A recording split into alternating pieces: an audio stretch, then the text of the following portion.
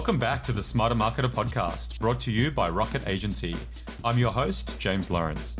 Welcome back to the Smarter Marketer podcast. I'm here today with a man that needs little introduction, the godfather of influence, Robert Cialdini. Robert, welcome to the pod. Well, thank you, James. I'm glad to be with you and your listeners. I'm very much looking forward to our conversation today, and we're just chatting off air. But the principles have had such a massive impact, right, worldwide, on influence, on persuasion, in sales, marketing, personal relationships. There's over 7 million copies of the book Influence have now been sold. Where I was kind of keen to start the conversation was there's, I guess, thousands of shortcuts, right, as to how we're wired as humans and how we can be persuaded or influenced to do things.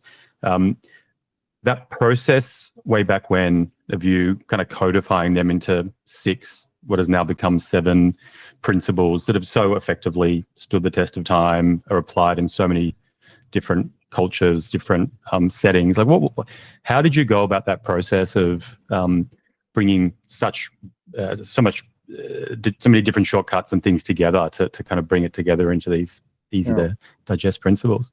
Well, you're exactly right that there are hundreds, maybe thousands of individual tactics and techniques and practices that could be employed to move people in our direction. But there are too many for us to handle, to remember, to make contact with in a particular situation where we suddenly have to be influential. So the key is to break them down into principles that govern all of those. And I did that by becoming kind of a spy of sorts. I went undercover and joined in the training programs of as many influence professions as I could get access to. I would answer ads for salespeople or marketers or charity solicitors or recruiters, and learn what those industries, what those arenas said in their training programs were the most effective strategies for moving people in their direction. And I looked for the commonalities across those various arenas. And what surprised me was how small the footprint was. I only counted 6 principles that everybody was using, right? I've since added a 7th, but at that time, there were only 6, and I thought, well, that would be worth writing a book with each one to a chapter and explaining why that principle is effective, how it gets it, where it gets its power, how to employ it in an ethical way to indeed generate influence. So that was the strategy, to move out of my laboratory. I was a university professor, researcher, move away from the college campus to see what the people whose business it is to get others to say yes had learned over long periods of time through trial and error worked for them.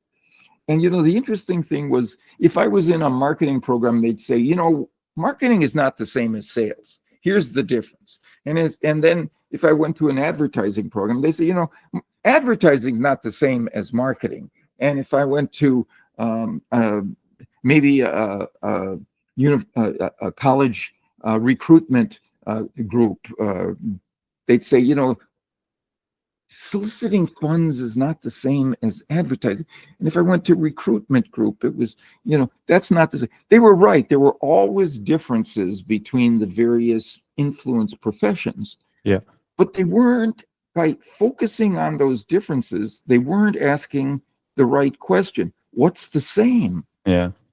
What works in all of them? Those are the universal principles that are likely to be successful across populations and circumstances and situations.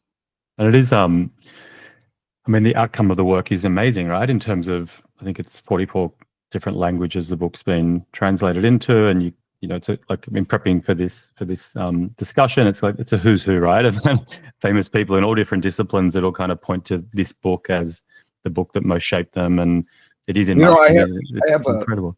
I have a colleague in Poland, Professor Wilhelmina Wosinska, who said, Robert, your book Influence is so famous in Poland, my students think you're dead. You're not. Which is sobering, but kind of affirming at the same time. That these have the character of something that's a perennial. It's not just in a temporary situation that you'll find these things active in. I think that's right. The fact that, I think the book was written in the mid-'80s, right? And I probably picked it up in the mid-2000s, and it has shaped my career. And now 20 years on from that, it's still, and I think, in 40 years into the future, that will be true.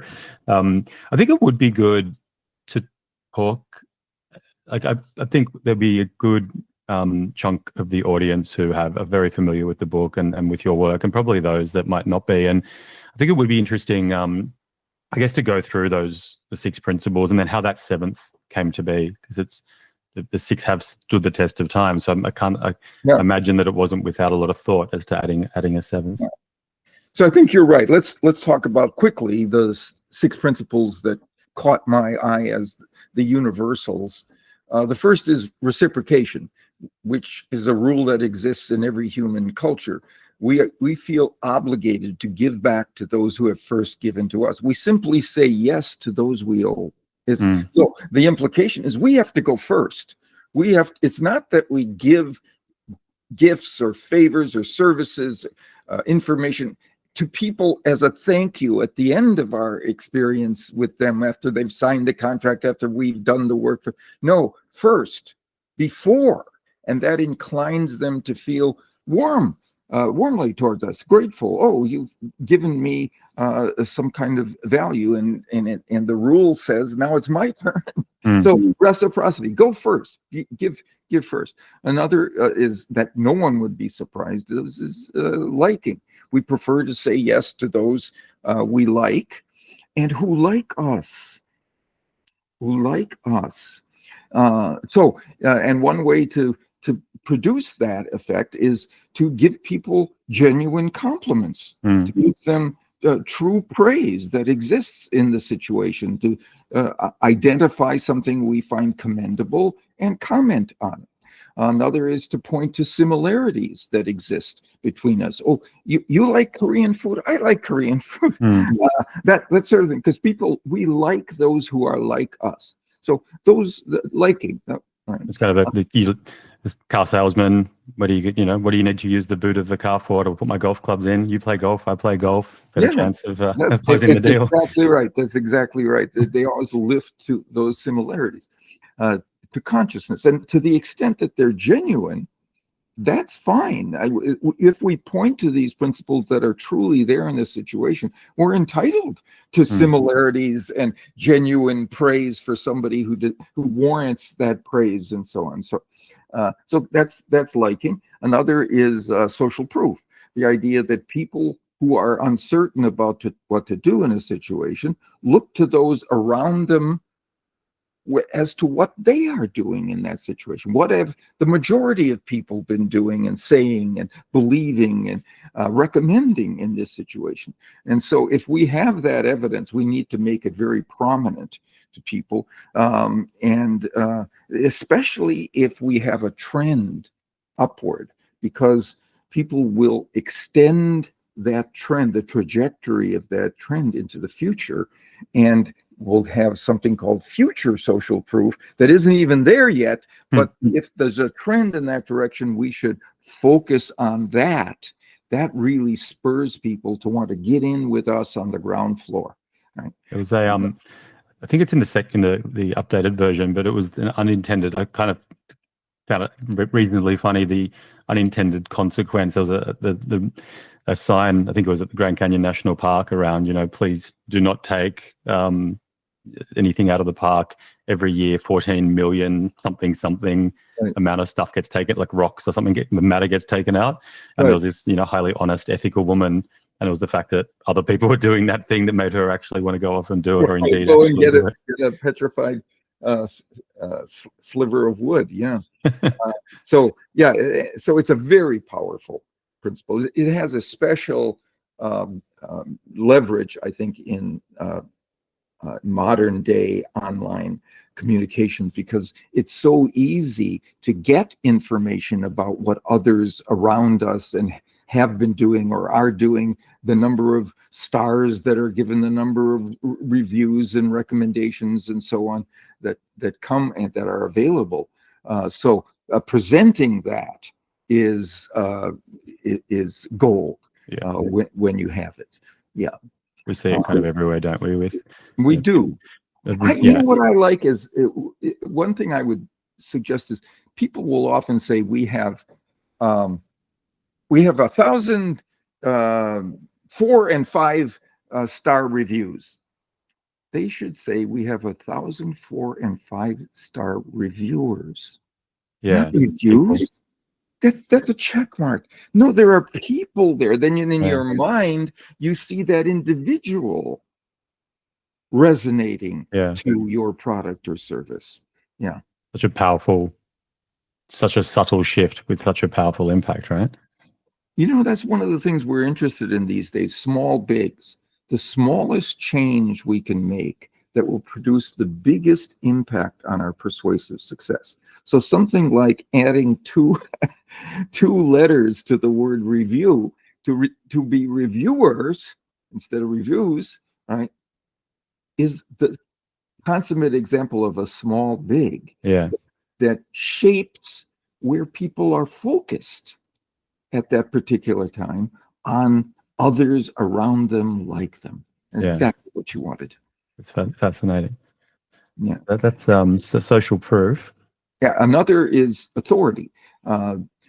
Again, when we're uncertain, we don't look inside ourselves for answers. There's too much confusion there if we're uncertain. We look outside, and one place is to peers, social proof. The other is to experts, people who are credentialed, who have experience, and who can testify to the quality of what we have to offer. Or if we can establish ourselves as highly informed and experienced on a particular topic with high levels of competence. Once we do that, then people are willing to lend the ear at a much higher probability. Yeah. And kind of people that, if someone, like I think some of your work, it's someone wearing a uniform versus someone not wearing a uniform, so even to the extent of someone wearing a suit versus someone not wearing a suit, the kind of credibility or authority that covers to move someone. That's exactly right. There's this study that if somebody in a suit crosses the street against the light, against the traffic, against the law, 3 times as many people follow than if that same person was dressed casually. Just the aura of authority is enough to produce an automatic deference. Yeah, it's definitely that's something that kind of, I think it was in Influence originally, or it might have been in something. I remember that I got put onto Influence in the mid 2000s when there was an Australian TV show that essentially kind of took the principles and put them into like a real world kind of context. But the idea of conferred authority, you know, if I say I'm great at tennis, you'll be like, yeah, maybe he is. But if someone else says I'm great at tennis, you go, yeah, well, he probably is. And even introducing, you know, team members in a sales meeting, or when you're an MC and you're getting someone to come up and speak, it's that ability to kind of confer authority onto someone else. Right. It's so important. Very often we hand off customers or clients to someone else in our organization. That other person needs to be credentialized by us before they ever interact with that customer, client, or prospect, so that their genuine competence and experience is manifest. Yeah. Again, it's entirely true. We're just pointing to something. So it's ethical at the same time. That just comes through all of your work, right? Which is all of these principles, they need to be used based on the truth, based on reality, and using them is not negative as long as they're manifesting a truth, right? As being used for a nefarious purpose. Exactly right. The thing we have to watch out for is the people who counterfeit the presence of those, who lie with statistics or claim that they're authorities when they're not, or that they have a lot of market share when they don't. Those are the people we have to penalize for that, with online criticism of what they do so that they don't misdirect us. We need these shortcuts. We need these principles to work effectively in our environments. And so the people who undermine their validity or their usefulness need to be penalized. The next would be something that I think, again, people recognize. It's scarcity. People want more of those things they can have less of. And as a result, if you can show what's unique about your offer, your product, your service, your idea, people will stop and listen because they want what they can't otherwise get if you're the only vendor who's going to provide that, right? And a lot of times it's not one thing, but I bet a lot of us will have a suite of features that together none of our rivals can match. We have this particular combination, and if we put that together and elevate it in consciousness to the recipients of our message, this is something that we have. You can't get this combination anywhere else. Those people are going to listen because of this rule of people want more of what they can have less of. That was in the I think it was in the first edition of the book, and probably in the second. I think the Concorde went from 2 flights a day to 1, or 2 a week to 1.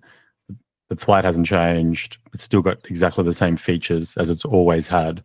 But as soon as you take away kind of people's ability to kind of get on it, like sales trebled or whatever it was, because the fear of loss is much stronger than the kind of the feature of the benefit.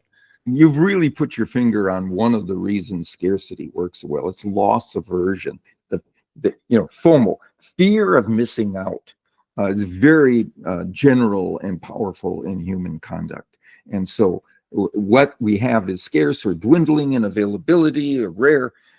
That implies that if you don't move in this direction, you lose this thing. You lose access to this opportunity, and people hate the idea of losing something of value. Yeah, it's kind of I think there's studies around, and correct me if I'm wrong, but it's the chance of winning $100 versus the chance of losing 50, and humans will always kind of lean towards not losing $50, even if it was even odds either way. Yeah, Daniel Kahneman won the Nobel Prize for his prospect theory that showed that the prospects of losing a unit of value, let's say $1, right, produce significantly more motivation to have that thing than the prospects of gaining that very same thing. It's loss is motivating. There's a good story in the updated book. It was I think someone writing in going, "Have I been played here?" It was what classic retail. I think coming back to that ethical use of these principles or not, going into a Best Buy, which is kind of in America the big what we would call JB Hi-Fi, the classic TV discounted. I don't even really want to buy a TV, but it's a good price. And then the sales rep comes over and is like, "Hey, there's only one left." And a lady just called up saying she might come in this afternoon and get it. Ended up with the TV at home, and it's like, is this ethical? Is it nice? And they went back the next day, and sure enough, it wasn't. It wasn't on the shelf, and it was the last one. Yeah, right. No, that's the thing. That happened to me, and I'm supposed to be the godfather of influence. And it happened to me, and I know about loss aversion, and I know about rivalry for a scarce resource. I was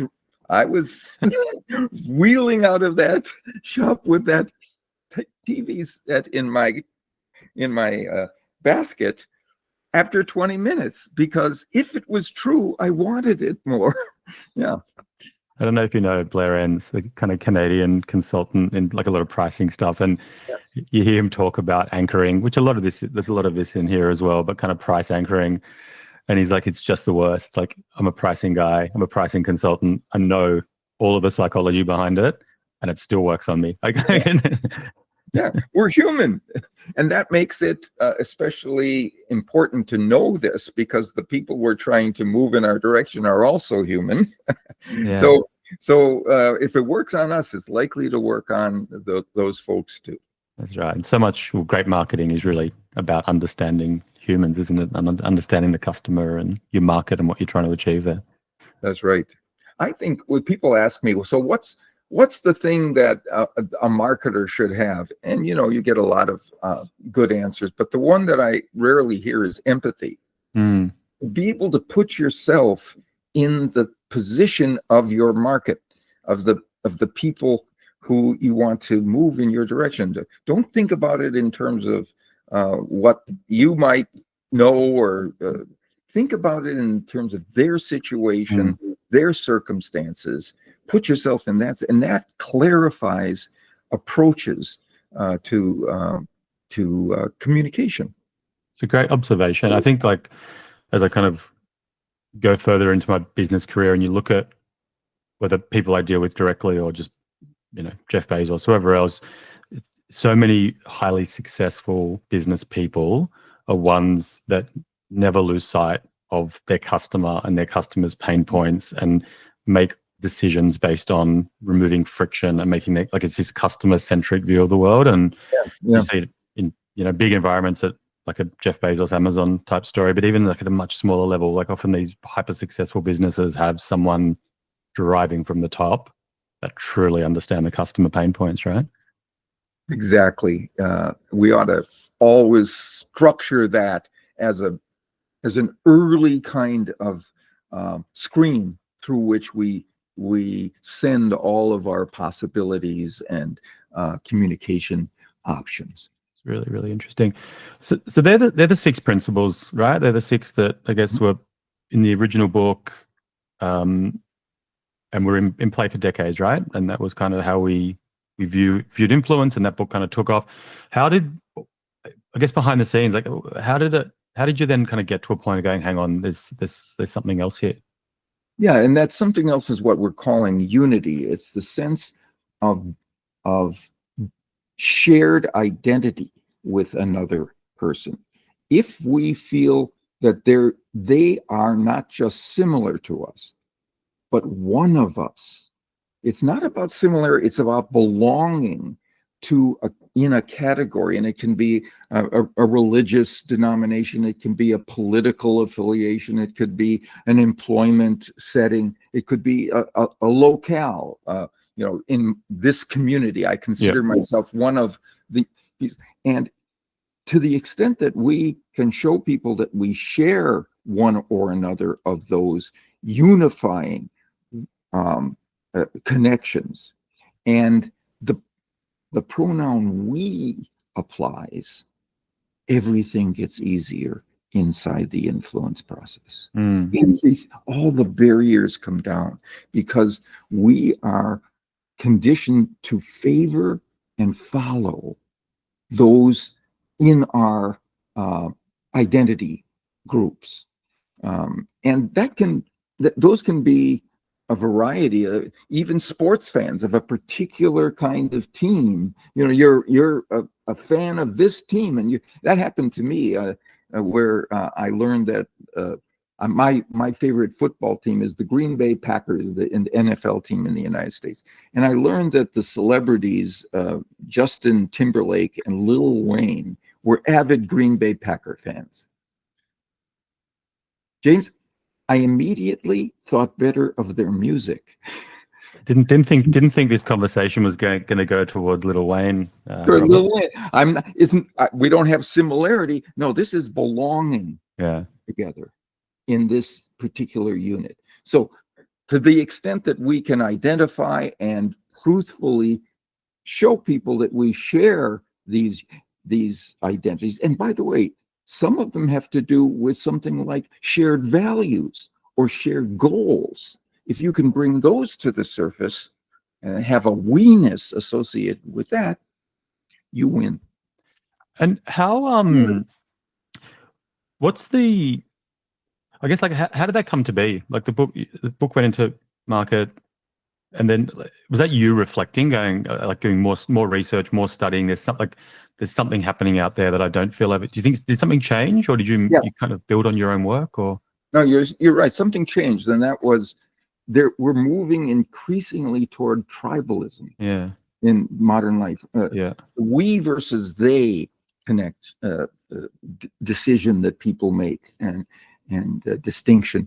And I had known about this in the past, but I always thought it was an accelerant that increase the impact of each of the six principles. Yeah. Right. So if you've got that and then you've got reciprocity, you're going to be more likely. If you've got that and authority, those people are going to be even more effective. But I see, no, it stands by itself.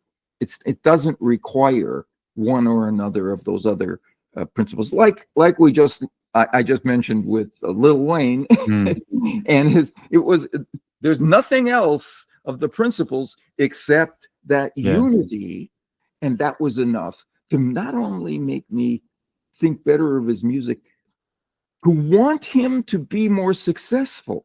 Yeah. Because he was one of us. And it's so true. Like I'm a big sports fan as well, and it's I think it was your work, or it was, if the team wins, it's we won, but if the team loses, it's they lost. Which I think is an interesting device. But in the book, you give the examples of and actually I knew both of the kind of schemes, but not the detail of it. But the Bernie Madoff kind of scam, which had just such a Jewish businessman, high propensity of Jewish people involved in that because they kind of followed him into it. Then you talk about the Ponzi scheme, Italian Americans, all kind of connected, and because there was, two cohorts of we's in there, right, as opposed to they. So one simple way to engage this, it seems to me, is to use the terms we, our, and us in your marketing, in your communications, in your messaging. Not you and I. No, we, us. It's our goal, right? Not your goal that we over here can help you with. No, bring that connection together because you have a shared goal. And if you've done your marketing right, you've tapped shared values. Yeah. And we'll do that. Like we run a marketing agency. We work with clients and client teams, but we'll very much talk about we are collectively trying to solve this problem, right? It's not you and us. We're a team working together to solve this challenge. No, that's exactly it. Bullseye right there. Yeah, so it's fascinating. And again, it's a small big. Yeah. Well, that's exactly right, isn't it? Yeah. Like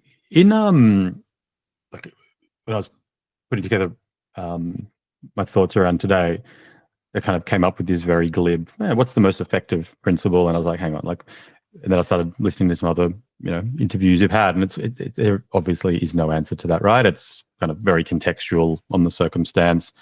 But could we talk a little bit about what are the different contexts that will kind of make one of the particular principles more relevant or more powerful? Well, certainly. If you have something that is unique or something that is dwindling in availability and opportunity, then it's scarcity, right?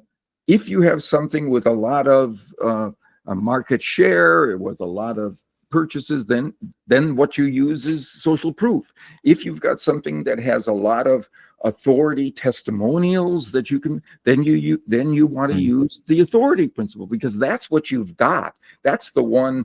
Its engine is running already. You don't have to create it. You don't have to construct it. It's there. You just have to bring it to consciousness in people. And then you get not only to be effective, you get to be ethical in the process because you're simply pointing to something that's truly inherent in that situation. Which makes a lot of sense, right? Yeah. What and where does persuasion sit in this kind of hierarchy? There's but for listeners that aren't aware of it, a book that's sat in between the original Influence and then the updated version with Unity in it, was a book called Persuasion, which it'd be just good to kind of understand where, like, maybe if we could talk a little bit about the concept and explain it for listeners, but also how it kind of ties together with. Yeah. So the influence and the principles are about what do you put into your message to increase the likelihood of assent to it. What psychological principles do you install as you send that message out? Persuasion has to do not with what you put into the message, but what you put into the moment before you send your message, so that people are focused on an idea or a concept or a strength or a trait or a capacity that you will focus your message on that they haven't received yet. So you've essentially primed them to be readied for the strength, the thing about your product or service that makes it wisest for people to choose you, right?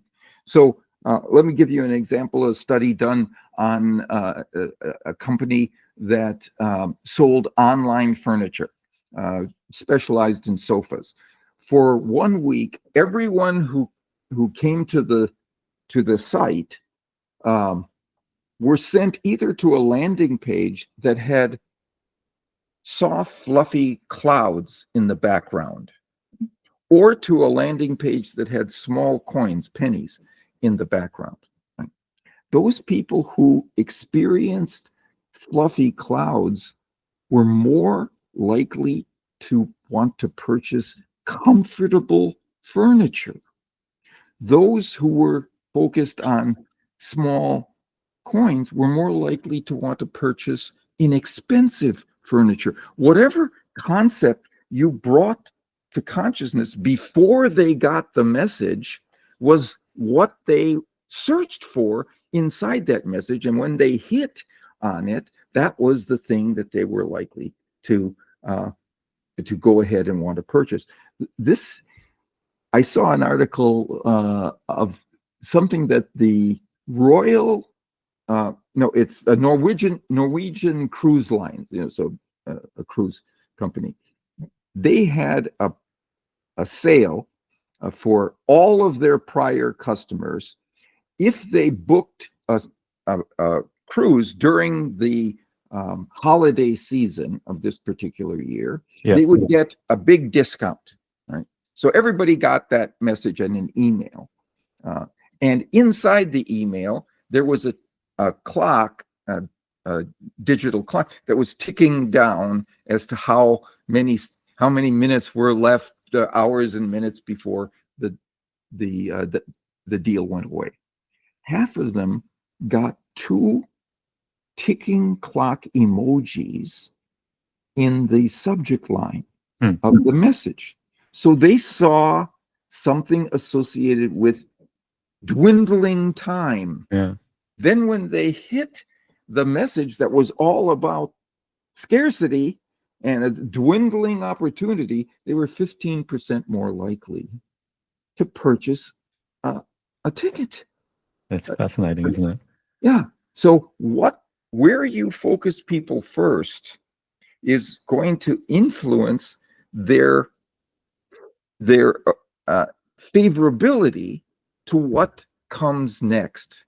There was a lovely study where if you first ask people, do you consider yourself an adventurous person? Right? Yeah. And most people said yes. Surprising, but most, over 90% said yes. And then you said, well, we have a new product that's never been tried. It's not even on the market yet. Would you like to get this? Can we arrange for you to buy this? I'm adventurous. Surely I have to buy that adventurous. Product. So therefore, I'm going to be more likely to purchase something that's untried and untested. It's even the kind of it's the framing of the question, isn't it? Which is then kind of dictating or shaping potentially the outcome. Exactly. But it's where you focus people first. which I guess is where we talked a little bit about anchoring previously, but Yeah. I guess price anchoring is that, right? Which is you walk into a retail environment and it's a $500 black t-shirt, and then it makes the $300 belt look pretty cheap, even though if you'd walked in and seen a $300 belt, you probably would have kind of walked away. No, that's exactly right. I mean, if you show people, if you ask people the distance to the sun and then show them a bottle of mineral water, they'll pay more for the mineral water because they compare it to a very large number, and then the price of that mineral water is small. Even if totally disconnected from, we're not even talking currency, it's a number. It's a number. Yeah. So that's the idea of persuasion, that we can, there's an amount of persuasive real estate that exists before you send your message. It's not limited, that persuasive real estate, to the context of your message, to the boundaries of your message. Yeah. No, there's something just before you send your message to focus people on a particular item that they will have yet to encounter, but when they do encounter it, it will resonate with where they have been focused. Yeah, they've kind of been primed, I guess, to receive that message. Primed is the right word. Yeah. What because us as marketers, advertising, we're trying to grab attention, right? And I guess attention sits firmly in that realm of Yes, it does. I think we're in an attention economy. The way we can focus people and get them to attend to us, as opposed to all our rivals and all of the other information that is cascading down on them every day, is crucial to getting them to move in our direction. Yeah. Any advice for marketers that are trying to, how they can kind of grab more attention than I guess their competitors? They have to differentiate themselves, and there are a lot of ways to do that. But here's the one that I like the best. It's to do something that nobody else does, and that is, early in your message, you mention a weakness or a shortcoming of what you have to offer. Nobody does that. But by doing that, you establish yourself as a credible source of information. You know both the pros and the cons associated with what you're offering, and you're honest enough to describe the cons as well, right? And then you say, however, or but, or nonetheless, and then you use that word to bridge to your strengths. Right? People now process that information about your strengths more deeply and are influenced more greatly by your strengths, because you have demonstrated that you're not like everybody else. In fact, you're more honest and credible than any. So now they're going to assign credibility to your strengths. Look, if you do what everybody else does and just promote all the best things, all the most favorable aspects and features, right, there's a wall of doubt. Why should I believe you? Because you're like everybody else. Yeah. Why should I have special reason to believe you? And if you're presenting your best arguments early on, and only your favorable arguments, they're going to bounce off that wall, and you don't get to use them anymore now because they've been discarded. Yeah. But if you mention a weakness, we're not the largest, but right, we're not the least expensive, but right, the doubt comes down, and what follows after the but is your strength. So two of the greatest advertising campaigns of all time did this. Avis rental car had a campaign. We're not we're number 2 Yeah. compared to Avis. This is yeah, and so we're number 2, but we try harder. Yeah. 700% increase in market share. L'Oreal had a campaign not too long ago. We're expensive, but you're worth it. That's brilliant. 300% increase in market share, right? Yeah. Small bigs. Yeah, it's a small big. Just don't bury the shortcomings. Turn lemons into lemonade. Yeah. And it is it's human nature, right? I think we get attracted to people that are vulnerable, that are self-aware, that can talk about their perceived weaknesses, and then when that person then talks about their strengths, we're far more likely to believe them, right? As opposed to someone coming in with bravado, and it's like, well, where do you actually sit on all of this? There's a study that I love. This study, they looked at the annual reports of CEOs that had something negative to describe. Something went wrong. And those CEOs who took responsibility said, that was our fault. We didn't prepare properly. We didn't train our people for this. We didn't think through all the implications, versus those who said, it wasn't our fault. It was the weather, or it was a breakdown in the supply chain. It was the manufacturers. Those who took responsibility had a higher stock price 1 year later than those who said, no, that wasn't us. Those who took responsibility said, and we're going to fix it. We can control.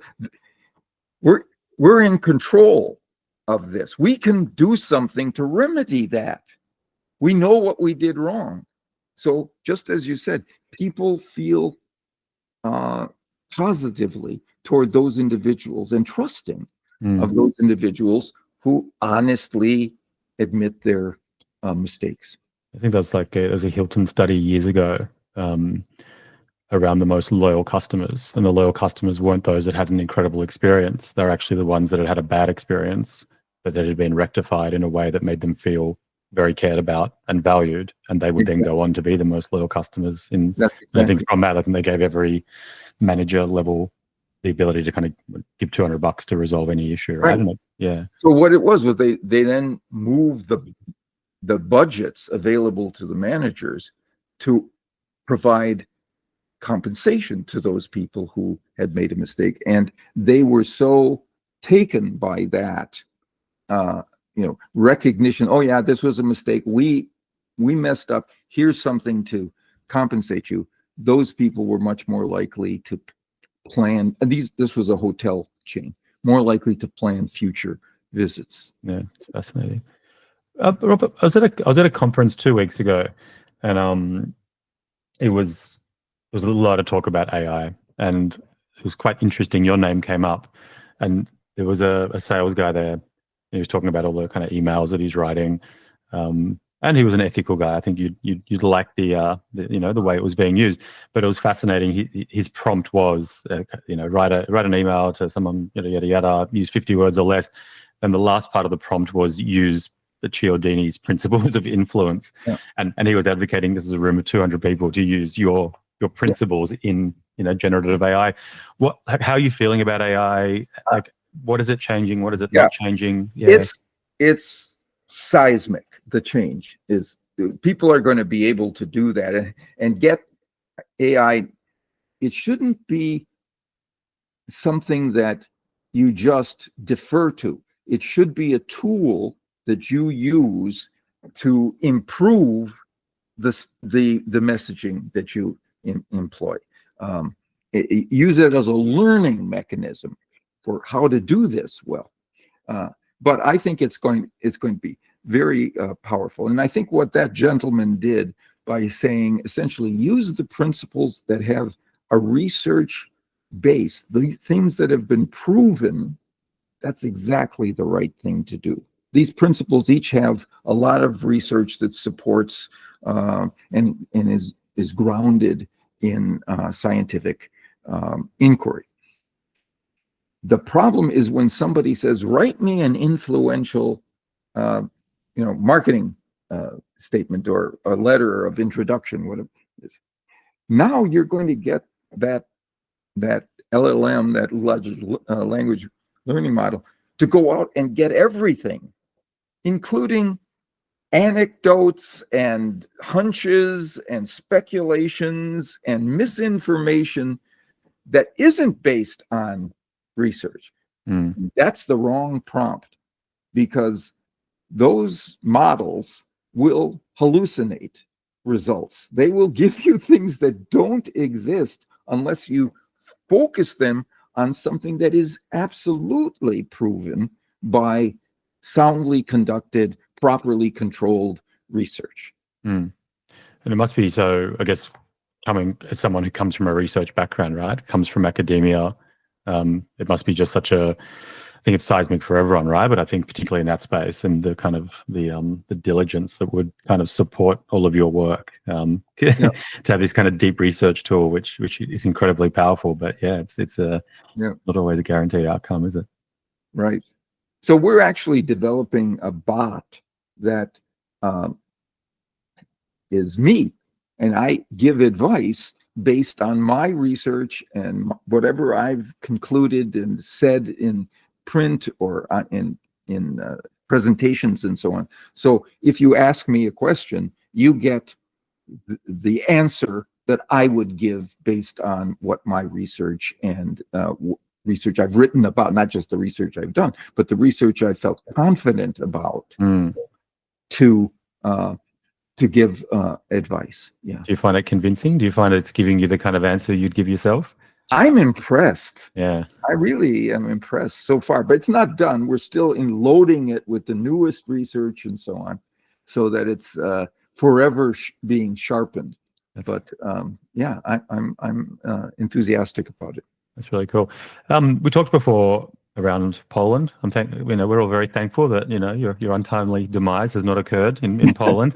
Are there any cultural nuances to your work? Yeah. Like Australia and America, I think on the face of it are very similar in many ways, but I think there are a lot of differences between Australians and Americans, Europeans, Africa, South America, Asia. Like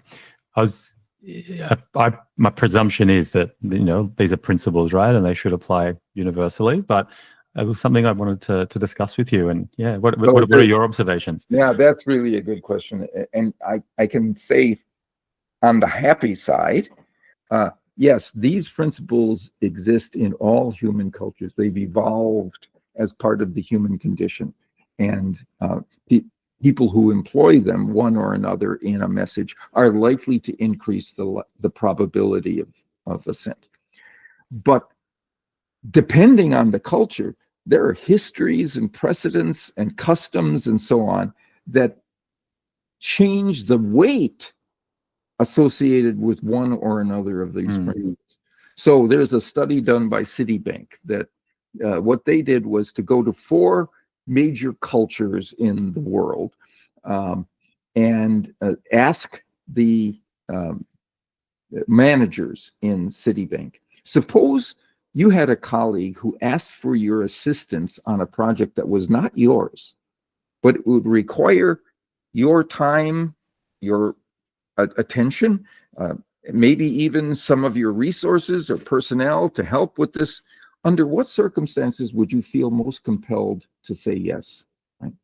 And in British-based cultures, so UK, Australia, New Zealand, US, Canada, the answer at the top, it wasn't the only answer, but the one that was at the top, what would get you to do this, was I would ask, has this person done something for me recently?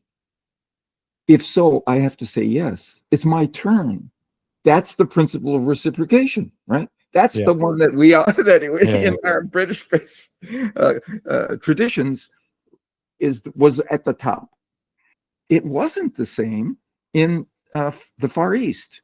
Yeah. In the Far East, the answer was, is the person who's asking this of me connected to my superior. Mm.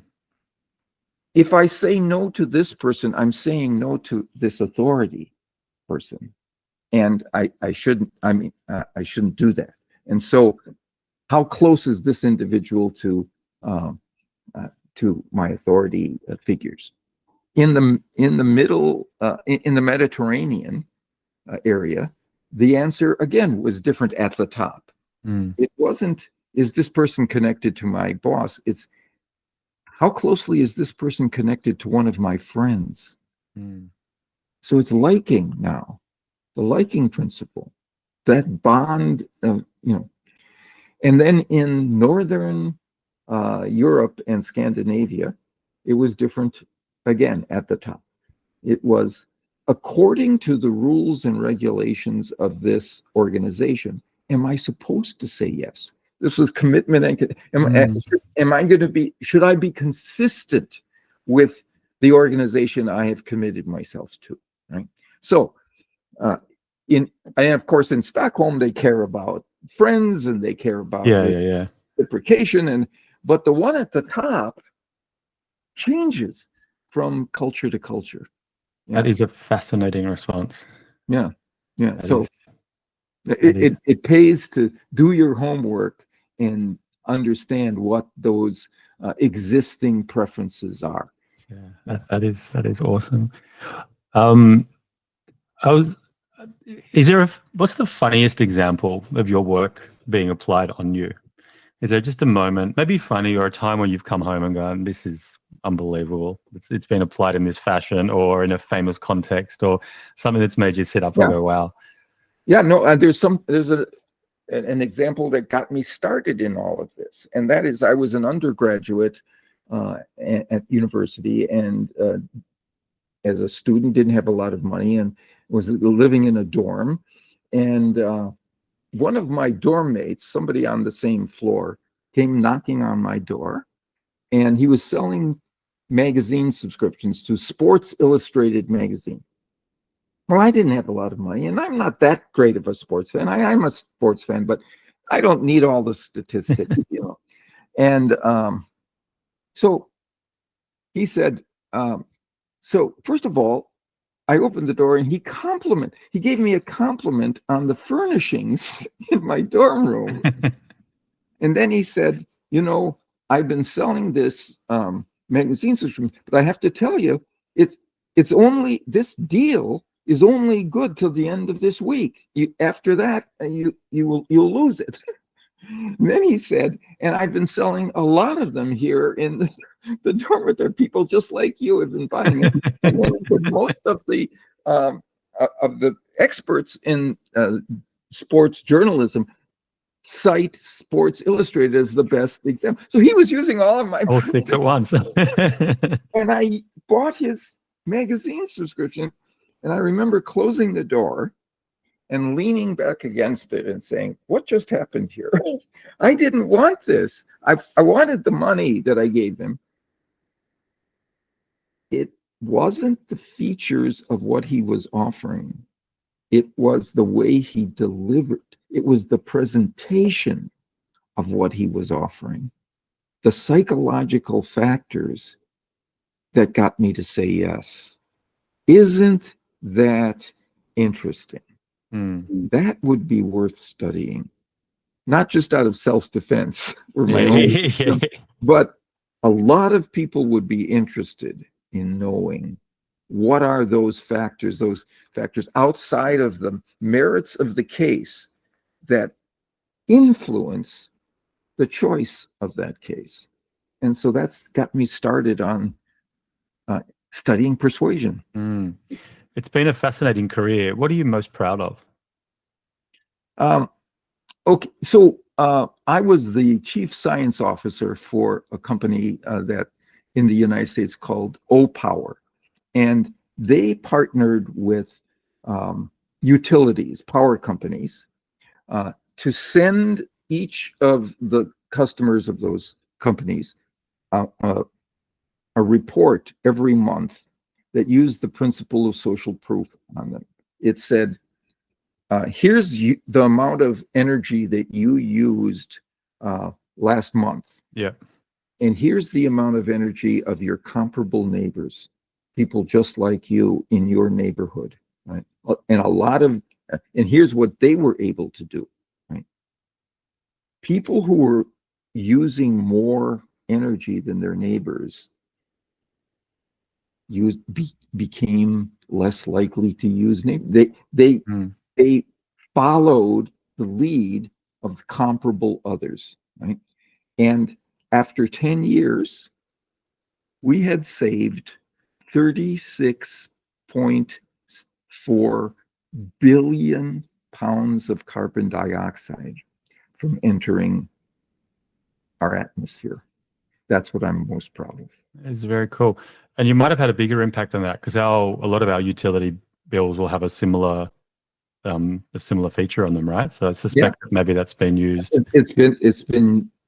It's been used outside of the United States. That's right. That's great. So, and it was purchased. The company was purchased by Oracle.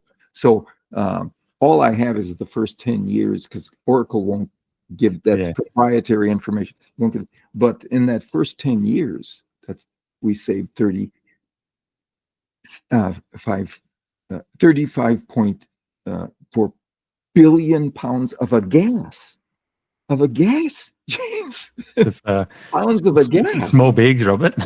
Wow. So I have to say, I'm retired now. And when I first started my career, I thought, what I'd like to do upon retirement is to be able to turn around and smile at what went before. And that project broadened my smile. That's a great answer. Final question. I ask this of every guest that we have on the podcast. What's the best bit of career advice that you'd give to an Australian marketer? Humanize your communications. Move them away from the efficiency of technology to human connections. We are yearning more and more for human connection because technology is separating us. We do things individually. We press buttons and get entertained. We press buttons at work and get work flow. We press buttons and learn about new Wikipedia or whatever it is, some topic, right? Without other people. And so we want more connection. So for example, it's not that we have to block technology. That's crazy. That's like a bullet train coming at us. But if we can infuse our messaging, even our online messaging, right, with human connection, people will want to move in our direction. I'll give you an example. There was a study done of 6,700 online commercial sites. If the site had a welcoming statement on the landing page, they got significantly more conversions. Another small big. You just, welcome to our site. We're so glad. I mean, that's what you do for somebody who comes to your home. There's a human connection there, right? Before they ever read one word of the offer, they were warmed to it by social approval, by liking, right? So that's the kind of thing. We can build more and more of those humanizing connections into our messaging, and we will be better off for it. It's a great answer. And I think you're bang on. The more that technology advances, the ability to communicate and relate as humans will actually become even more important, right? It's kind of... I think so. That's how we evolved. We want more. I was interested to see that the two marketing approaches in the last decade that had the biggest increase. One was influencer marketing. There's a person there. It's not just and handmade products. 37% increase in the last decade because there's a person there. It's not a machine. And we are tilting toward those human connections. really interesting observation. Robert, I could talk to you forever about influence and psychology and marketing, but I appreciate your time so much, and I think all the listeners will have thoroughly enjoyed the conversation today. I enjoyed it as well. Thanks, Robert.